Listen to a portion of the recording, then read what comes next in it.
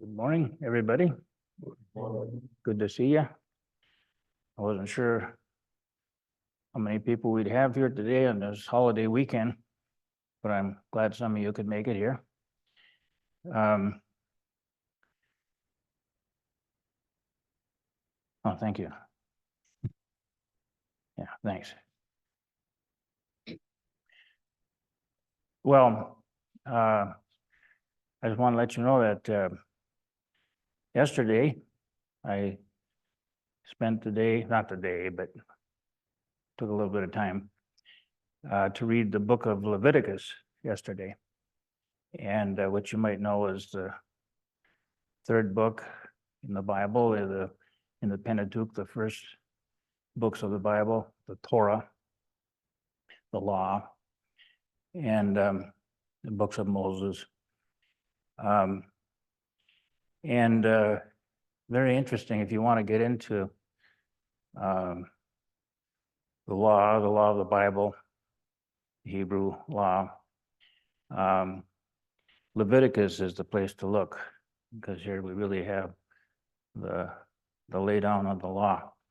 And I haven't read this book in any serious way for the last 60 years or so. I do remember wading through it as a teenager, but or maybe I was 20, I don't know, somewhere back there. But I haven't gone back to that particular book. Genesis, yeah, a number of times, and other books of the Bible from time to time. But Leviticus, slow reading, though I kind of skimmed through, though I slowed down and read some parts again. But very interesting. And maybe it should concern us a little bit today. I'll say why in a minute here.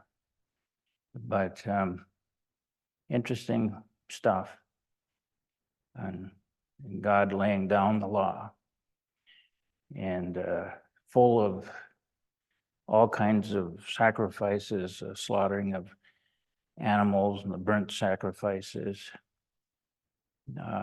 to offer these burnt sacrifices to the Lord.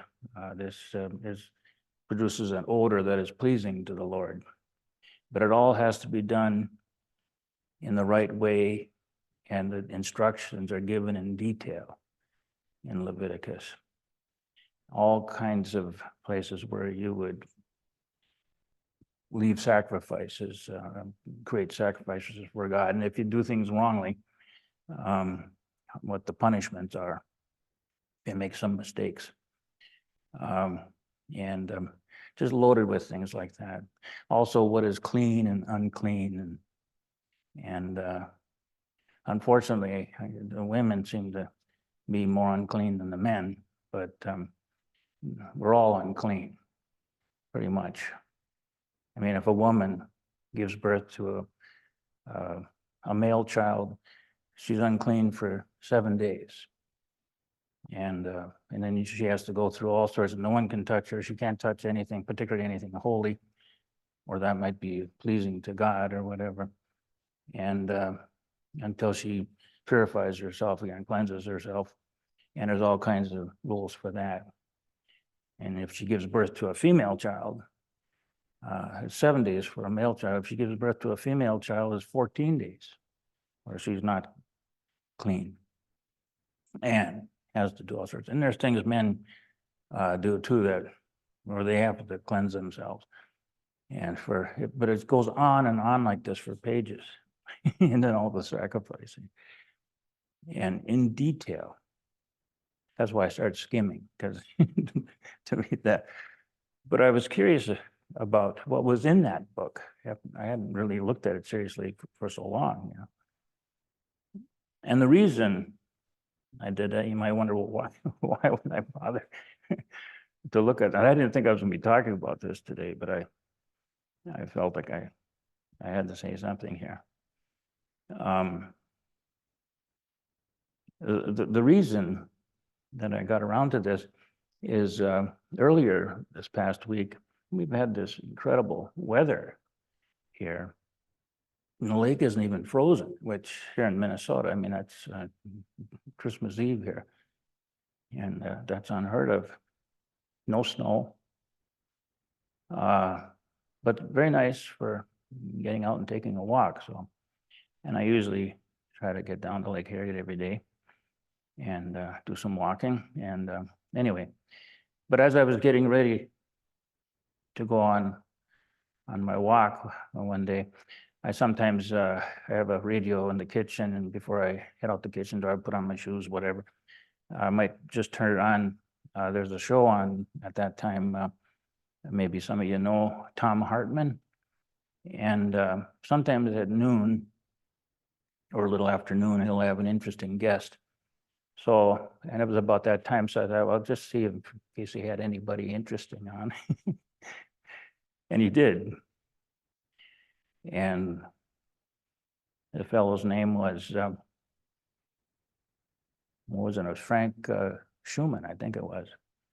And he had written a book some years ago, though apparently now it's, maybe people are looking at it or whatever, but it's called Crazy for God. Crazy for God. And he was, well, he was born in Switzerland to hippie parents, I think he described it, or somebody did anyway. And who had started kind of a commune. And but then they ended up moving to the US. I don't remember the detail or if he even gave much detail of that story, but here they were in the US, and he was being raised in this household, well, in this place where they had started this commune, or religious commune, or I don't know if that's the word I want, but a religious group. These are the people who became, this is the foundation of the so-called national Christian movement or whatever. And they're kind of the founders of it. And Amy Coney Barrett, who is now sitting on our Supreme Court, was raised in this community. And it's not in any one place, they're all over the country now, apparently. And also the name Amy Coney Barrett was given at the suggestion, given to the fellow who is now our current Speaker of the House, Mark Johnson, I believe, right? And who then passed it along, and for her to be considered for the Supreme Court, of which now she is a justice upon this, sitting on the Supreme Court. And but this is Mark Johnson, now a man who is 2 heartbeats away from the presidency right now as we sit here, and who believes, according to this fellow who was talking with Tom there, is what was I going to say? Well, he was pointing out that that Mark Johnson believes that the United States Constitution is a mistake, and that we should be following God's law, much of which is laid out there in the book of Leviticus. That's why I thought, after that percolated in my mind for several days, I thought, I'm going to just take a look at Leviticus just to refresh myself. A book written in at least the 8th, 9th century BCE, and Iron Age period of time, I believe, and shows a lot of how people were thinking at that time, and how much obeisance to God and all these different rules and regulations and things. And slavery is good. Not only is slavery good, well, it's certainly tolerable, but it isn't that we just tolerate it. We actually should practice it according to these laws, apparently. And but this is a man. I feel okay to speak. Normally, I wouldn't speak about an individual person, in a general way like this. Certainly not. Except in this case, we're talking about with Amy Coney Barrett, and these are public figures. And to the extent that we still live in a democracy, they put themselves forward to be considered and looked at. And I think it's very important that we consider who these people are and what they think. And I'm not trying to characterize it as good or bad or anything else along those lines, but this is what it is, and you can see that for yourself, for what it is. But I thought that this was something worth bringing up. I'd already heard rumors or things of this sort, but and hearing, oh, and did I say, yeah, the man that wrote this book, he was brought up, and his parents were founders of this particular movement or whatever it is. That's now nationwide here in the U.S. And they have very powerful people in their organizations that are pulling strings here and there, and now even sitting in very high offices. And yet we're following apparently these laws of God that were laid down, millennia ago, and thinking that the current laws that we have, our Constitution here in the U.S., is a mistake. And we should be following God's law. I think it's important for us to be aware of this, that there's this kind of a movement going on. I wasn't aware of it anywhere near as much as I am now after listening to what he had to say, that fellow, Schumann, I think maybe his name. I shouldn't repeat that because I'm not sure if I got that right. But anyway, so that's why I looked in on reading those laws. And it was when I was going through that chapter of Leviticus yesterday, and I thought, I think I'm going to have to say something about this today. And so that's why I brought it up. But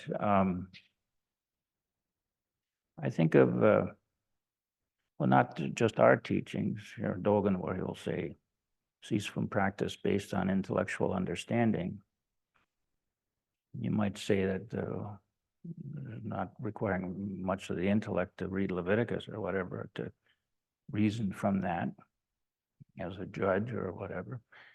Yeah, well, maybe not, but because we think of the intellect as somebody of high intellect and can think with sound reasoning and all of that. But it's actually, Dogen is speaking of that. It's actually, he's talking about cease from spending too much time, not just with the intellect or in the intellectual realms, but it's to back away from our conceptualizing, where we can really create a world for ourselves in our minds and even in our societies as we interact with each other, if we're thinking along similar lines or clashing lines or whatever. And but Dogen is saying to cease from this. Part of this is because the things that we'll construct in our rational or our conceptual models of the world or of ourselves or whatever, God and God's laws and all of this. Well, this is very, very powerful within us, and it's easy for us then to believe, to take on these things, to accept these things, and maybe we'll reason about them or even argue about them, but we're still hanging on to this or that. We can fight over it and who's got the right set here and all of this, but we continue to remain caught up with the intellect, with the mind, the conceptualizing, the grasping of ideas and concepts in ways that are not at all healthy. I think of Socrates. Well, I remember years ago, a young man, a teenager I knew, who at some point, I think we were discussing knowledge or ways of knowledge or something like this. And I remember one time he just burst into the room where I was sitting, and he says, I know that I know, he said. And I thought, yeah, well, this is kind of the teenager point of view. Then I thought of, and I actually drew out a cartoon panel, 4 panels of Lao Tzu. I thought of Lao Tzu right away. I'll tell you what he says on the 4th frame here, but in the 1st frame, I'm picturing Lao Tzu as a baby, so I just drew him out as a little baby with his beard, because the myth is, he's a mythical character, really, that he was born, came from his mother's womb at the age of 65, and he already had a beard, you know. And but I drew a little baby with a beard, but just the caption is Lao Tzu as a baby. Lao Tzu doesn't know that he doesn't know. And Lao Tzu as a teenager. Yeah. I know that I know. But what really interested me was the 3rd frame was, here's Lao Tzu, middle age. Beard now is getting longer. And in the bookshelf, where there's a shelf of books behind him, and one of them is Plato. Lao Tzu has been maybe reading his Plato. And Lao Tzu, in this one, Lao Tzu knows that he doesn't know. That's Socrates. Consider the wisest. What was it? The Oracle at Delphi? Where? Well, I don't know. So far back, I don't remember so well now. But pronounce him as the wisest of all men, because he knew that he did not know. Something along those lines. But then we have Lao Tzu, who reportedly has said that Lao Tzu, that he doesn't know that he knows. And very interesting take on that. Never mind the baby and teenager here. I was thinking of the teenager. Yeah, it's kind of like we feel, well, this is how it goes with knowledge. You know, what is it? The Dunning-Kruger effect, something like, the Dunning-Kruger effect, where when we first start to acquire some knowledge, we know a little bit about a subject or whatever, and then we, in no time, we really inflate what we think we know. We think we know a lot. Whereas the expert, the person who has spent a lifetime studying whatever this subject might be, are less likely to feel that they really know. Well, of course, they know a lot, but like Socrates, you get to a point where you know, and you realize you know that you don't know. But what's going on with Lao Tzu when he says, I know that I don't know? Excuse me, I don't know that I know. I don't know if Lao Tzu, well, first of all, Lao Tzu, I think, is mythical. But what would that be, to not know that you know? This, I would say, might be characteristic of an awakened mind. But this knowing, what is this? That's not knowing and the knowing. What is this about? And what is knowing exactly? We confuse that term knowing with belief so often. When we're caught up in the conceptual, in the intellectual, and the graspable, where we're creating models and forms, well, then we can easily get caught up in what we think is the truth or the correctness of this model, this way of doing things, or this way that things are, things of this sort. But what Lao Tzu is understanding here, what he's realizing, is that with true knowing, this is what he knows in the end, but doesn't know in our ordinary sort of way, in the conceptual way, the graspable way. Because with awakening, what you know is, and it's no different than, I've heard this in lay language, what can I say, in our culture, that, and it's really kind of correct, but there's a real trap in it though too. But I've heard this expression, you've probably heard it, that all models are wrong, but some are useful. Yes, that's pretty good.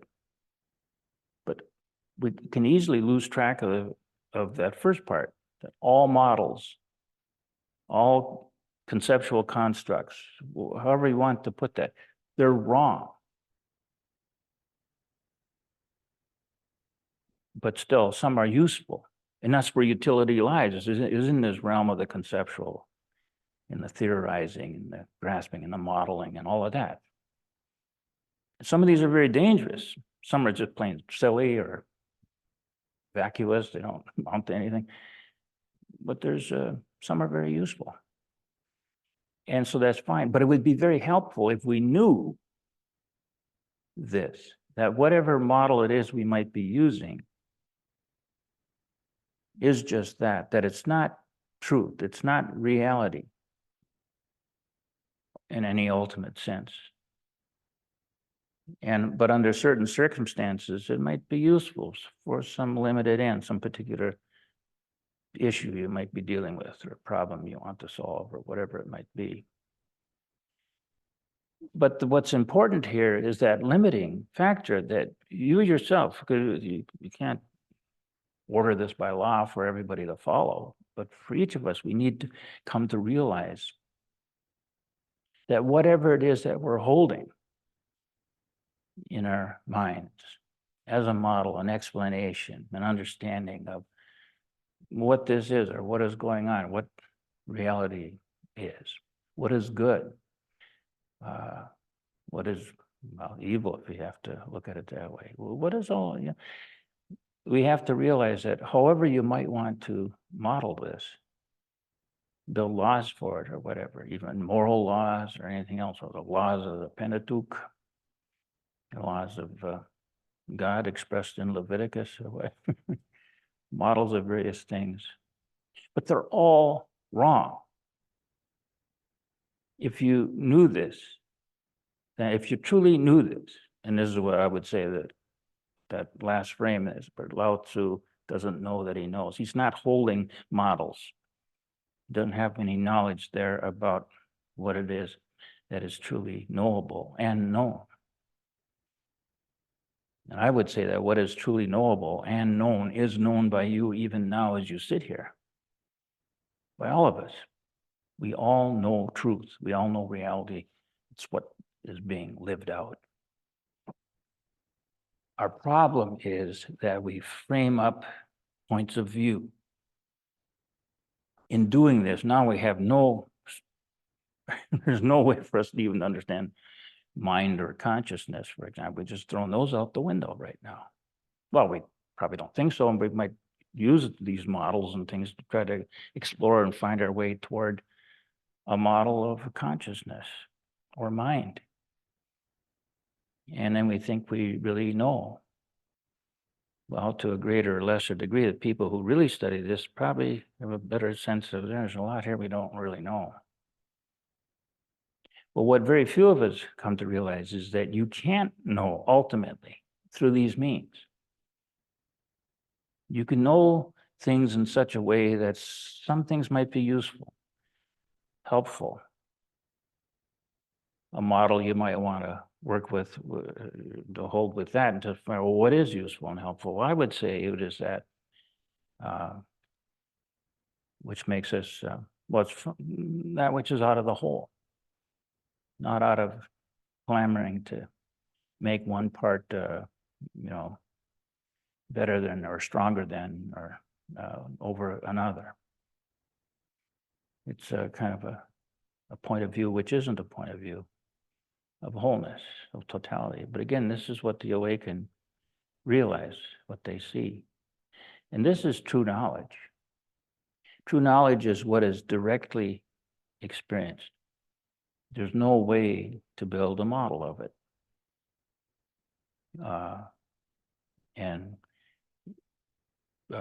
But yet we'll go ahead and play with this, and we'll try to build things and to explain things to ourselves.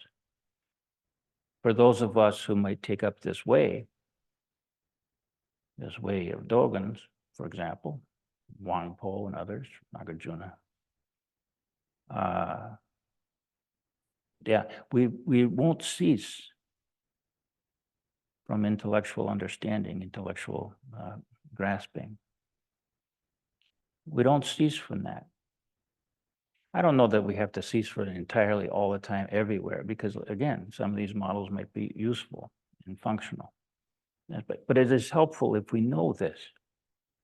And again, things are helpful and useful and functional if we don't keep ripping everything apart, fighting with our neighbor, and or trying to appease some sky god that we're afraid will do everything wrong or destroy us or whatever if we don't follow these rules.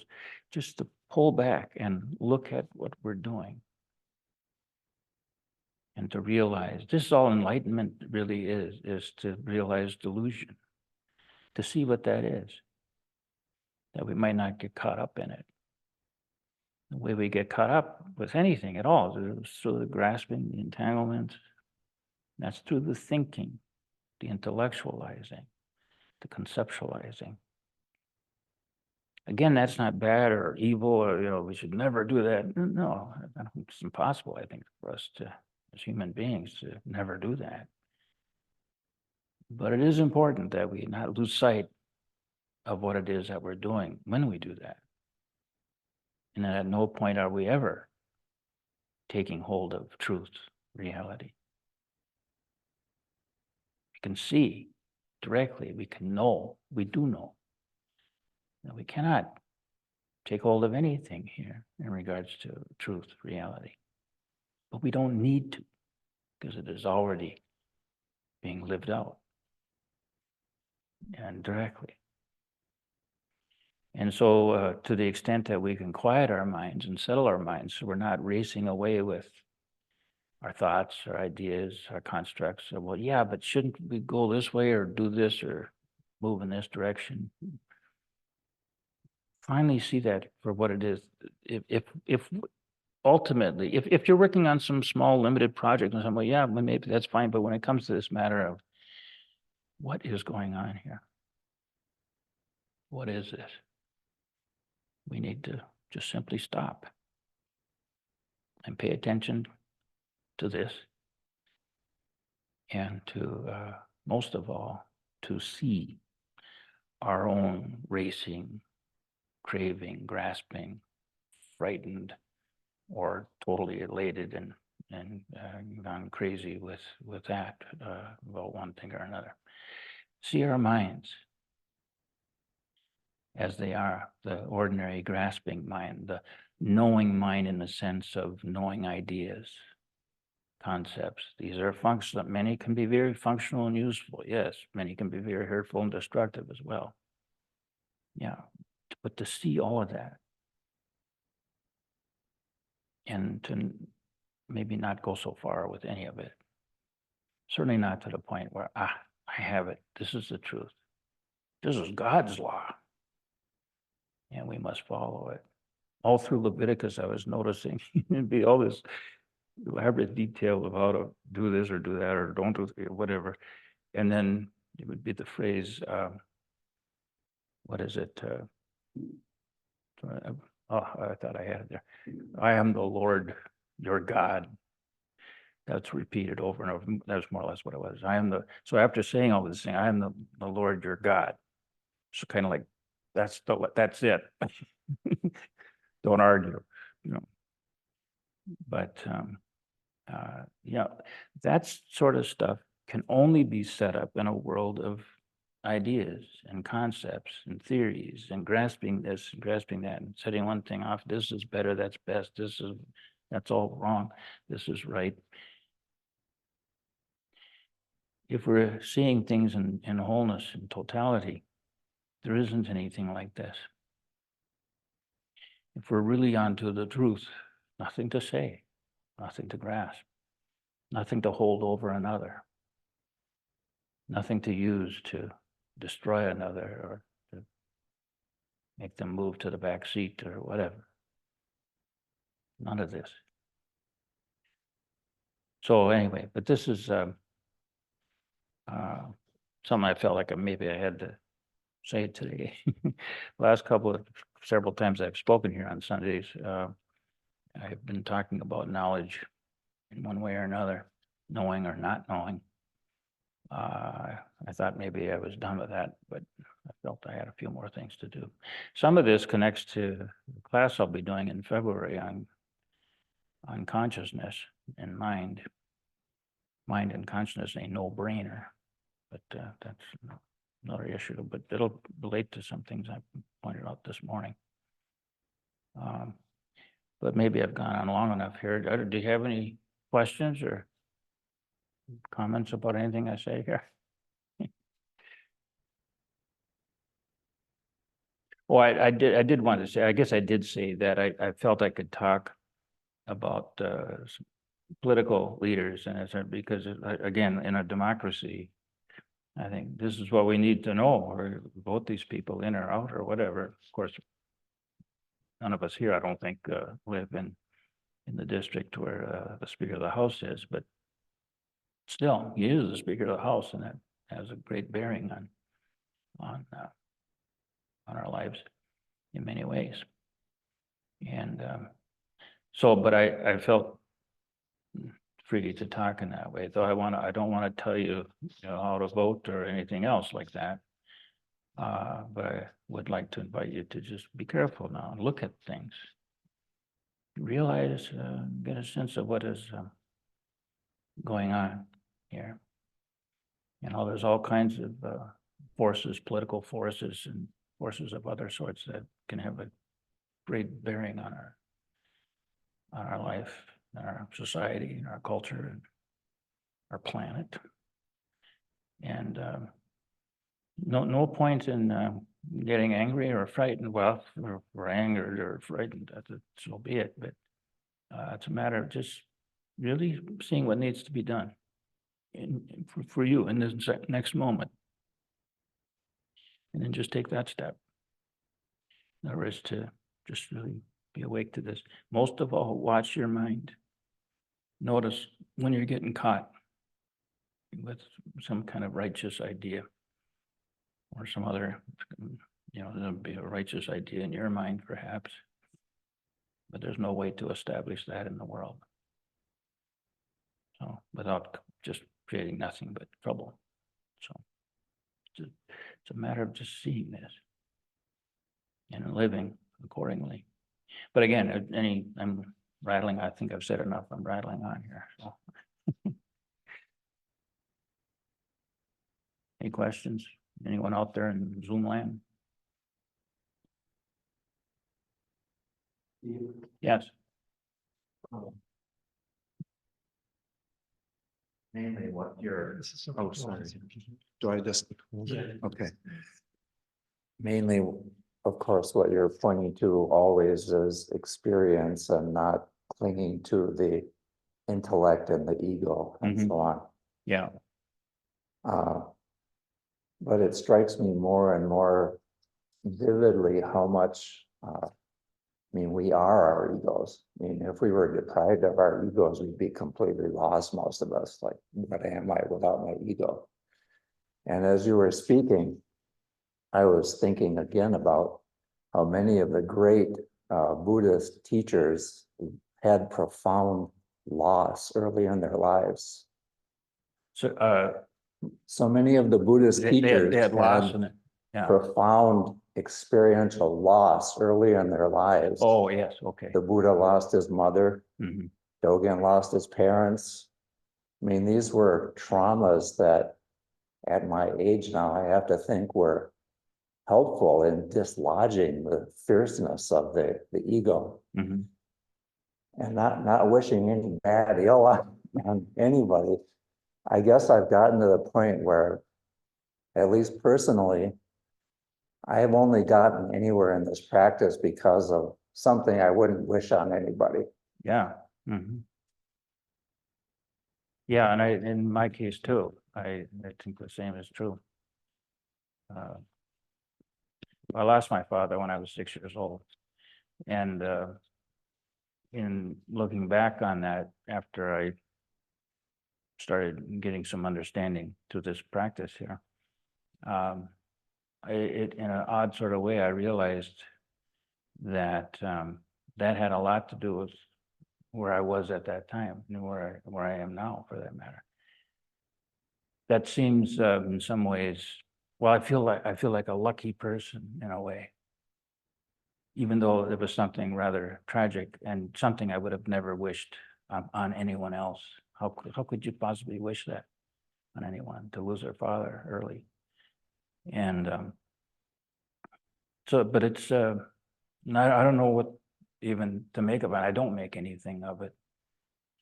But is it, I have asked myself many times, is this really required?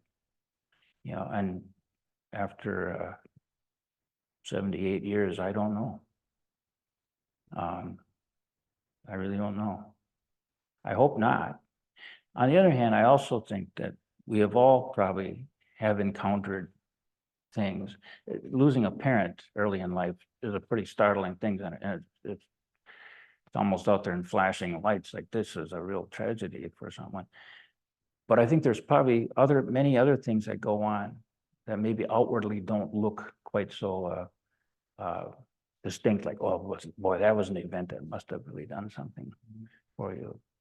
I won't say anything about Norm's experience other than to say it was something that I finally learned about Norm, that I would say outwardly wouldn't have been such a bright object, like, that's what made you the way you are now. And yet it, you know, in sinking into what I know about him now, I realize, yeah, that's just what it is. So what I'm saying here is that I think probably perhaps all of us have had something in our lives that was very intense, powerful, and life-changing, really. And sometimes it's easy to just ignore that, and other times maybe you can't. And it's not, again, it's not something you'd wish on anyone, but there it is. But if there is something that really throws you for a loop, and it might seem unfair, or, you know, why me, all those kinds of things that might come with it, but just consider that for a moment. There might be something of, you know, great importance here for you. Yeah, did you have something else, Dean? Did you have something else? No, I didn't really, for all the students, I was reminding myself just because the 18 doesn't mean. Yeah. Probably mean you're 78 or 72 or whatever. Yeah. Finally, we're hoping 18-year-olds can be. Absolutely. As well. Yeah.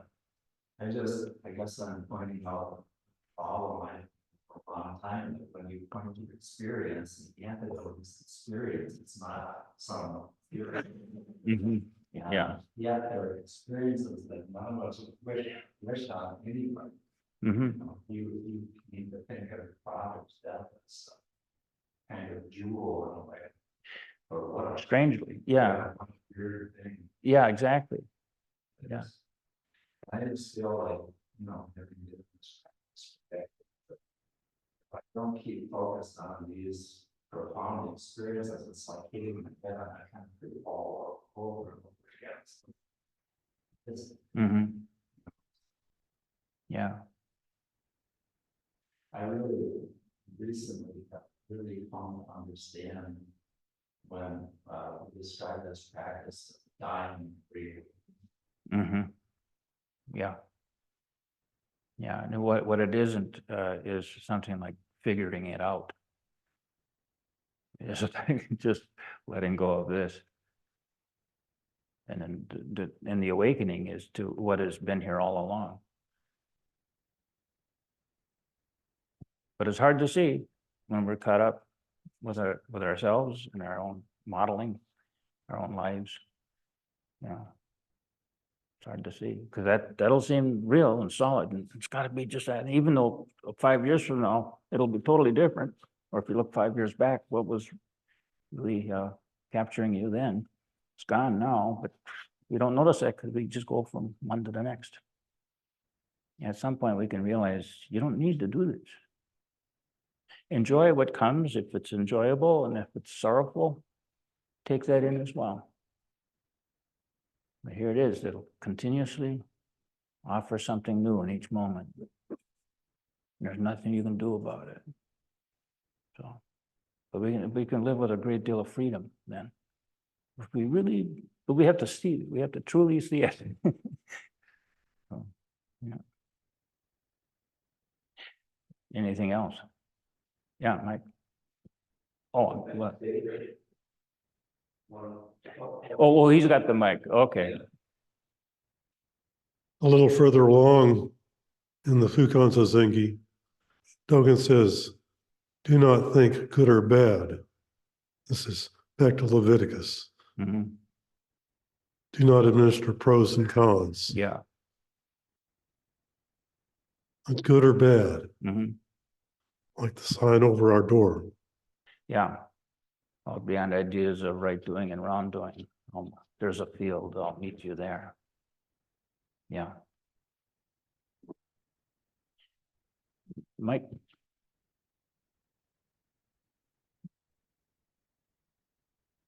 Yes, Steve, thank you for your talk. Can you say a little more about not knowing that you know? Yes, well, see, well, that's not knowing, that's not having ideas and concepts about what it is that we know. With true knowing, just like these are, this is another way of talking about the two truths. There's the conceptual, the small t truth, this sort of thing, the stuff that's very noticeable and that we can grasp.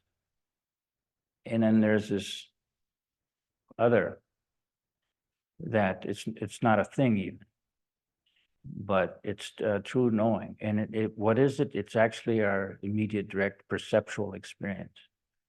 And which we think, we use the language wrongly, I would say, but we all do. So, except I try to fight it, I guess, I don't know. But I might say something like, we talk about perception, and we say, I perceive the cup. Well, in my mind, that's not what perception is, and there's, even with the I, all of a sudden, here's I formed here, and I see, but this is a concept. I is a concept. Seeing, in this sense, is a concept, and the cup is a concept. And that's in the conceptual. That's in the intellectual, the graspable, the modelable, that we can make models of, and this sort of thing, and abstract it in various ways. And we spend all of our time there without realizing, to the extent that we're caught in believing the realness of the object and the subject, well, this is delusion. And it's a matter of in seeing that and realizing that. But that's a different seeing. That's not seeing an object, but that's true knowing. So like in print, if I'm writing this, when I'm talking about seeing, an objectless seeing, that's the same as knowing, which I guess I could italicize as well. As opposed to, I know there's a cup. Yeah, well, I believe there's a cup on this table. And I can have thoughts like that. Yeah, but what's truly known is, can't really say there's a cup on that table. Which isn't to say that you can say that there's not a cup on that. I'm not saying anything like that. Just that but I know that that's not ultimately what's going on. There's a cup on this table that I can touch, make sound from. So, so this is a different kind of knowing. And it doesn't bear an object. It's not carrying an object. And it can't be contradicted, none of that. But it also can't be spoken. Okay, so were you the one that was asking about Lao Tzu? Or was that David? But I don't know, I don't remember. But what Lao Tzu is going on there with, when he's saying, of course, I don't know, this is Taoism now, but I would say that what it is, that he doesn't know, he's not forming ideas about what it is that he knows directly. And of course, it isn't him that knows. There isn't any knower actually of true knowledge, but it is possible to realize that, to experience that, to know, and to know that, but there's no you that's doing it, or receiving it, or whatever else you want to put there. And this is not only available to all of us. This is what's actually happening all the time. I mean, this is reality. It is of this nature. It is mind. I'll talk about this in my class on mind, a no-brainer. We get so confused about the brain, which is a thing, and it's material. Is it what the material world is going to produce? A brain, or a mind? You can produce a brain, yeah. And the brain can look very active while certain cognitive things are occurring, conceptual things, whatever, consciousness is occurring. Yeah. So, does that mean that glob of material there is actually producing this? All sorts of problems with that assumption. But anyway, I'll get into that in that class, actually. But I don't know, did I help you there, Mike? Yeah, okay. Anything else? Yes.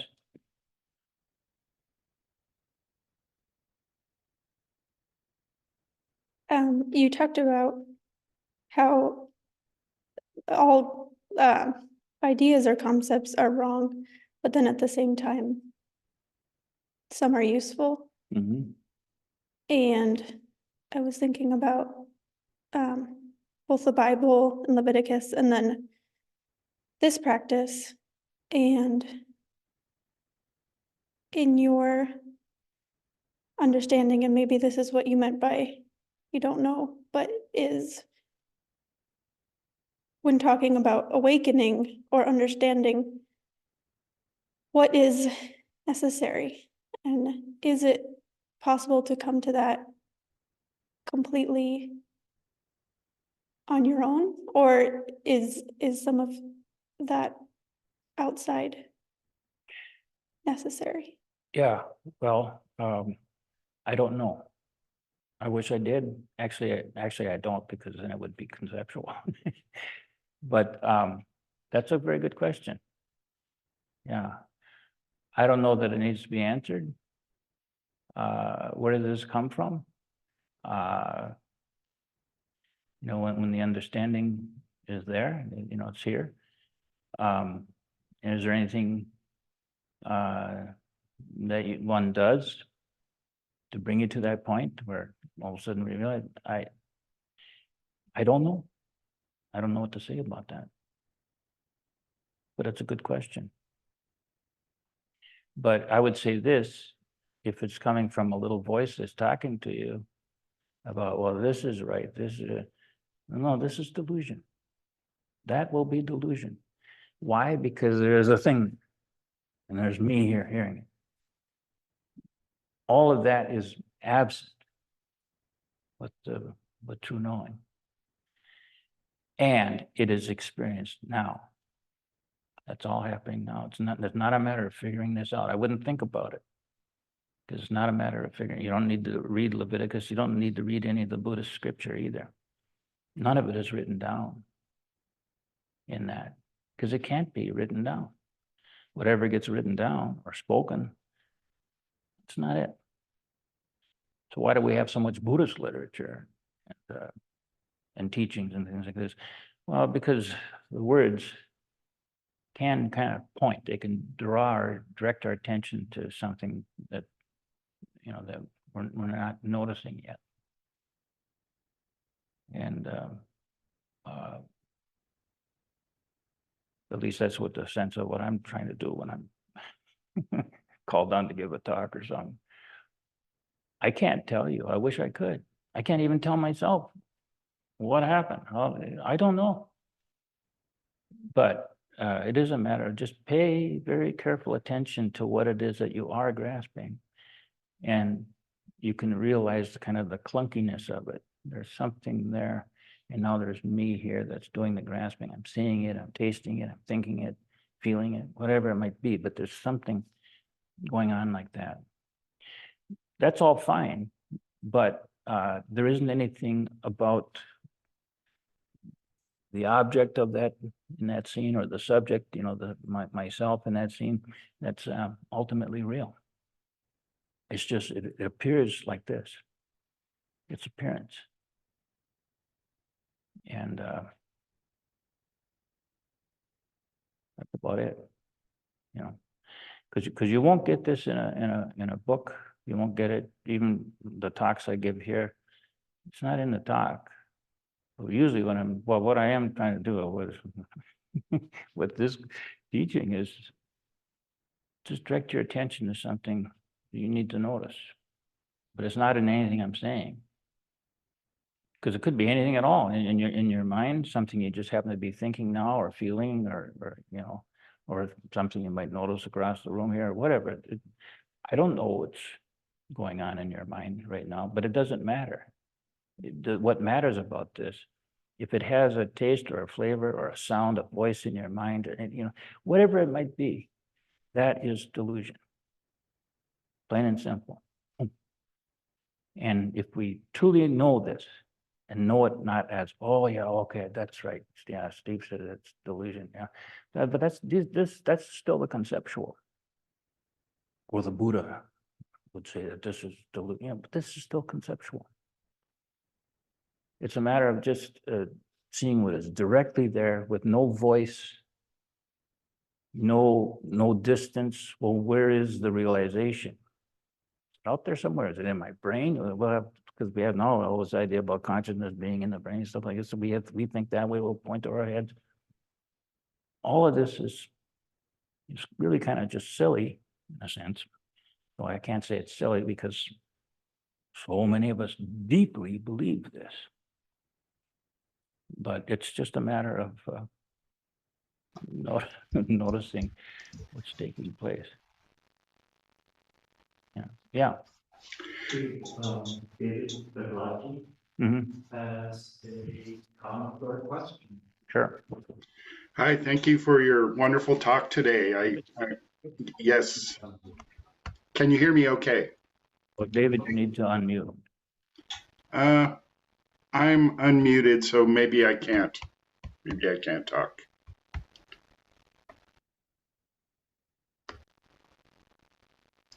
Sorry.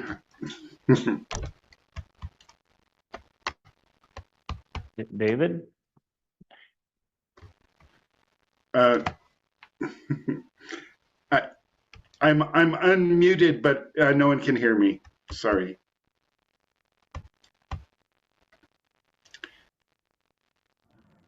My question. Is there anything else?